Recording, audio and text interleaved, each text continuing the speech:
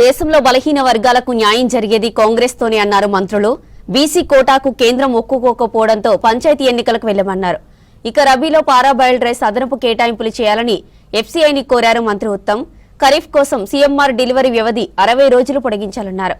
అలాగే ధాన్యం నిల్వ సామర్థ్యం రాష్ట్రంలో పెంచుతున్నామని చెప్పారు.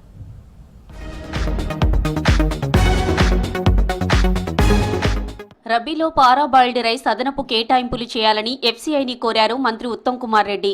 సెక్రటేరియట్లో FCI chairman and managing director Ashutosh అగ్నిహోత్రితో సమావేశమయ్యారు మంత్రి ఉత్తమ్. పెండింగ్ బ్యాలెన్స్ వంటి పలు అంశాలపై చర్చించారు. పారా బాయిల్డ్ రైస్ తరలింపు కోసం అదనపు ర్యాక్లు అవసరమున్నాయన్నారు ఉత్తమ్.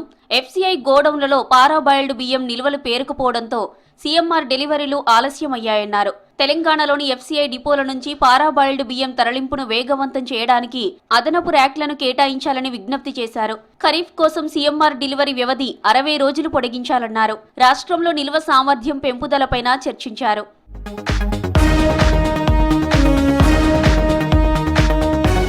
బలహీన వర్గాలకు న్యాయం చేయడంలో కాంగ్రెస్ ఛాంపియన్ అన్నారు మంత్రి పొన్నం ప్రభాకర్. బీసీ కోటాకు కేంద్రం అనుమతి ఇవ్వకపోవడంతో తప్పనిసరి పరిస్థితుల్లో పంచాయతీ ఎన్నికలకు పోయామన్నారు. కేంద్రం మీద అందరం కలిసి పోరాడదామన్నారు. 50% కోటాపై పరిమితి ఎత్తేసేలా చెలో ఢిల్లీ కార్యక్రమంతో ఉద్యమించాలన్నారు పొన్నం ప్రభాకర్. బలహీన వర్గాలకు సంబంధించిన విషయంలో కాంగ్రెస్ పార్టీ సోషల్ జస్టిస్ కు ఛాంపియన్. 42% సంబంధించిన అధిగమించడానికి అన్ని చర్యలు ప్రభుత్వం కట్టుబడి ఉంది. ఎవరు కూడా ఉద్రేకానికి లోను కావద్దు. ఎవరైనా ప్రేరేపితం చేస్తే గతంలో కూడా ఇటువంటి సంఘటనలు జరిగినాయి. వాళ్ళు కనీసం సర్వేలో పాల్గొనే వాళ్ళు తిరిగినటువంటి మాట్లాడితే పొరపాటు.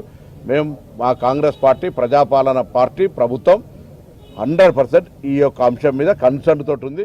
42% బీసీ రిజర్వేషన్లు అమలయ్యేంత వరకు పోరాటం చేస్తామన్నారు PCC chief Mahesh Kumar Goud. BC రిజర్వేషన్లు సాధించి తీరుతామన్న ఆయన బీసీ యువకులు తొందరపడొద్దని చెప్పారు. కేంద్రంలో కాంగ్రెస్ అధికారంలోకి వచ్చాక రాజ్యాంగబద్ధంగా బీసీ రిజర్వేషన్లు సాధించుకుంటామన్నారు. ఈశ్వరాచార్య మృతి బాధాకరమన్నారు మహేష్ కుమార్ గౌడ్. అంబర్పేటలో అంబేద్కర్ విగ్రహానికి పూలమాలలు వేసి నివాళులర్పించారు పీసీసీ చీఫ్.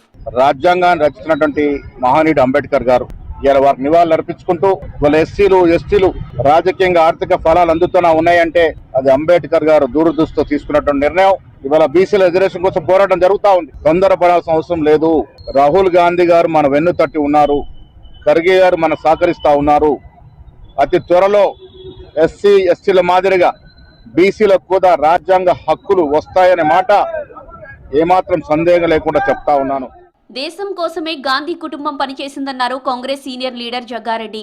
రాహుల్ గాంధీపై బీజేపీ తప్పుడు ప్రచారం చేస్తుందని విమర్శించారు. నెహ్రూ ప్రధానిగా ఉండాలని జనం నిర్ణయించారని, కానీ ఇప్పటి ప్రధాని మోదీని మాత్రం ఓటింగ్ మిషన్లు నిర్ణయిస్తున్నాయన్నారు.